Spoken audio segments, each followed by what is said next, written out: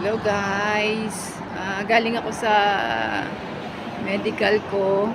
Share ko lang tong video na to. Experience ko ngayon, nag-medical ako. Tapos nilakad-lakad ko lang yung mga places ng pa-medical kasi iba-iba eh. Hindi katulad dyan sa Pilipinas na isang pwesto lang, lahat na ng test nandun. Dito iba-iba. Sa physical examination sa isang place. Tapos sunod naman, lakad ko ulit another from physical examination, hinatid ako ng brother ko. Tapos sunod, kasi may duty siya, so ako na lang hinanap ko yung isang place para naman sa laboratory, yung sa dugo. So lakad-lakad ako. It takes 28 minutes. Nilakad ko papunta doon. Nag-Google Map lang ako. So, thank you kay Google Map. Narating ko yung pupuntahan ko kanina. Tapos, eto, lakad pa rin ulit. From doon sa laboratory. Punta naman sa pa-x-ray. Iba naman yun. Ibang place na naman. Tapos from doon, last na yon, hintayin ko na lang after 2 days yung result. Tapos pauwi na, pauwi na.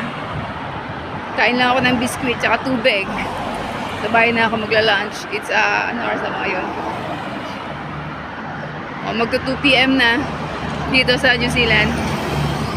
Buti na lang malamig. Okay lang maglakad kasi kung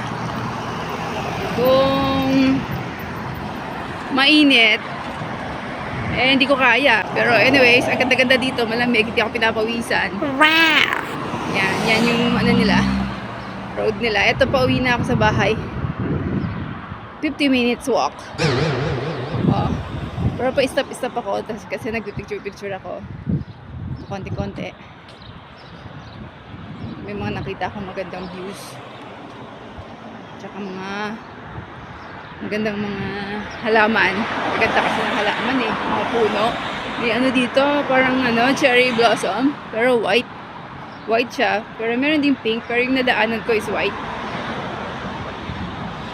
So, ayan, guys. Ay, malapit na ako. Konting kebot na lang. Makakauwi na ako. Yes! Malapit na yung house. Tapos, ayan, traffic light. Ang cute ng nila dito, traffic light nila dito. Kasi, merong place na kailangan pindutin mo yung parang push button sa nasa poste. So, signal yun na tatawid ka. And then, yun na. Magano siya, tutunog siya kapag pwede ka nang tumawid. Yun na yung niya. Ang cute. Hindi ka tulad sa Maynila, pag tumawid ako, para ako, siga sa kalsada kasi, di ba? Tawid lang ako ng tawid. Ngayon, hindi na. Kailangan nang sumunod sa rules and regulations sa road. Yan siya. Yan yung pipindutin pag tatawid ka. Yan siya. Pero hindi ako tatawid dyan. Straight lang ako, straight. Kasi, ewan ko, nasa na ba ako? Sige na, bye-bye na guys. Bye. Tignan ko na yung Google Map ko. Baka lumagpas na ako at na ako. Naligaw na ako. Okay, bye. Ituloy ko yung video pala kasi may nakita ako. Ang ganda pala dito. Ganda, diba? Yung bridge. Ito yung bridge nila. Tapos yan yung parang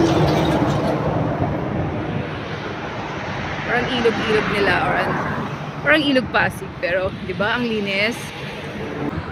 Yung pa sa kabilang side. Sensya na kayo sa vlog ko, baka medyo magalaw. Kasi naglalakad ako tsaka hindi pa ako sanay mag-vlog. Ngayon pa lang, hindi masyado marunong ang lola. Na, konting liko na lang, liliko na ako. Yun na, sa stoplight, liliko na ako.